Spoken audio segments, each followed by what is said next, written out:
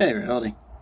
One more of these things, since we've been talking so much about kind of dreams and this idea of dreams and what they basically mean. And I found one that I thought was kind of funny.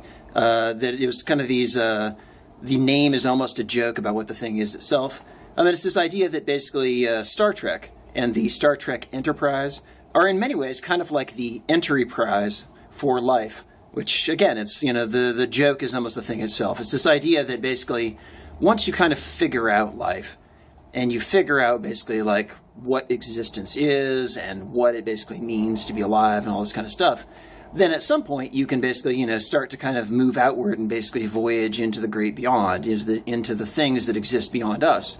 And my suspicion is that basically all of those things are actually kind of like symbolic objects of our own dreams and our own existences basically radiating away from us. Like, for example, this galaxy would basically represent, like the birth of the place, the birth of existence or whatever you would call it. And in some very real sense, because it's a dream, this really would actually represent the center of this particular universe. It's like this self-centricness is bad. We go outward, and then you're like, oh, well, actually, but it's all is kind of self-centric anyways, because the whole thing is kind of like just a big echo of our own existences. Like, for example, each of basically these stars probably represents a person or an existence or something like that, a soul, a being, or whatever. And by voyaging to that, in some sense, you were kind of like voyaging to their dreams. You would be voyaging basically to the place where they would go whenever their existence is not here. And it's almost like a fractal. It would be radiating downward, and so all the people who are kind of here would then have basically like subversions of kind of dreams that have been more or less permeable over time. Things that have been very strong concepts. This whole idea that people are stars in some sense.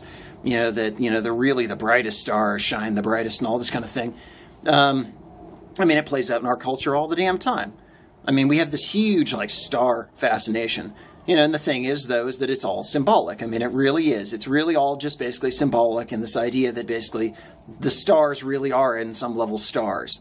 They actually are physical glowing things that have some kind of identity outside of us, and that could actually be traveled to in a very weird sense. But you would basically be traveling into their dreams. And in some sense, you would probably travel to a place where they have a lot more control than, for example, we have here.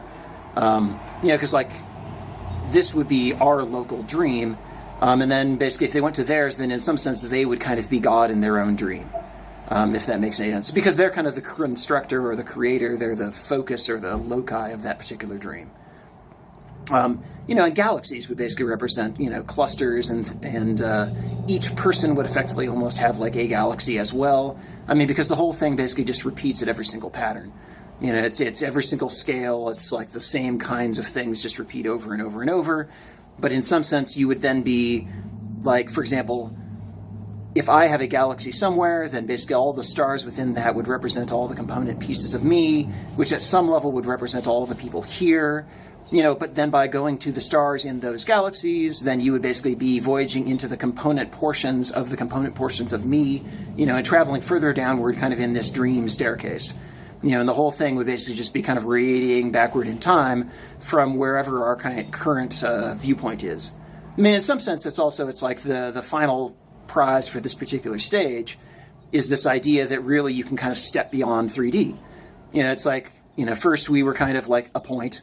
Then we kind of were this, two-dimensional kind of existence that I've talked about a bit, where it's like actually historically, if all of this is kind of us backing into history, then in some sense, really things were more 2D back then. Literally, perspective was not what we would have think of as perspective. Ideas that basically happened back then were almost childlike because we ourselves as stuff were almost more childlike. Ideas were more 2D. They were more simple. But then as you move and progress forward and forward and forward, move into this kind of more dimensional existence.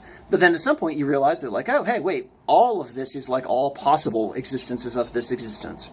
All the kind of subcomponents of the people who are within it are kind of in one aspect. All the ways that it could go are another aspect.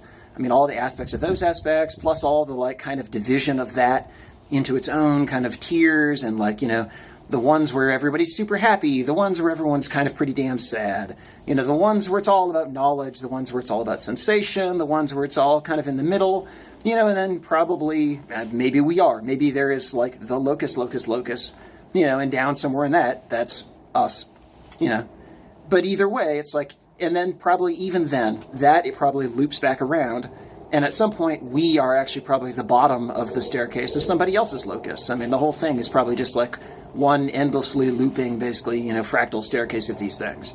It's like a bazillion little kind of globes of reality basically sitting on a tree of existence, but the whole damn tree basically kind of loops from the roots right back to the top. I don't know. It's odd, but at the same point it kind of works, because then basically that's where, that explains a lot of reasons, like where you go when you dream. Effectively you're kind of like spatially folding yourself and then, kind of popping into another existence.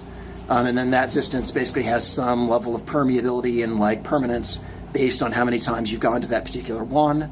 It has probably, closeness and relatedness to other existences based on, kind of your relationships to them and how it all ties together.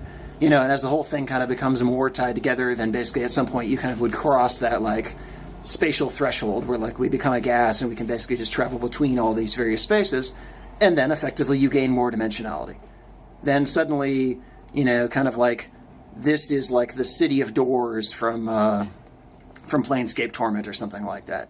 This is a place where basically you can kind of step off into all these other crazy places, and at some level we're already getting there.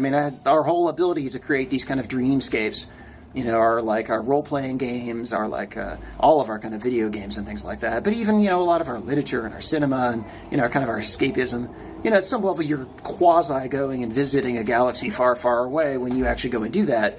But at some level, you can probably literally like step to that place as well.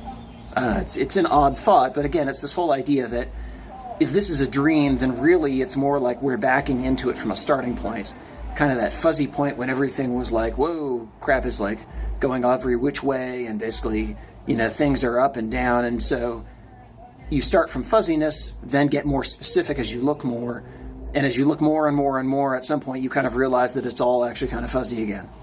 But, then you probably find deeper levels of specific and more interest within the fuzzy again, because the whole damn thing's kind of a ring that just keeps getting more dense, more like TV noise, yet more kind of interesting and with more awesome patterns in it as you go farther and farther down.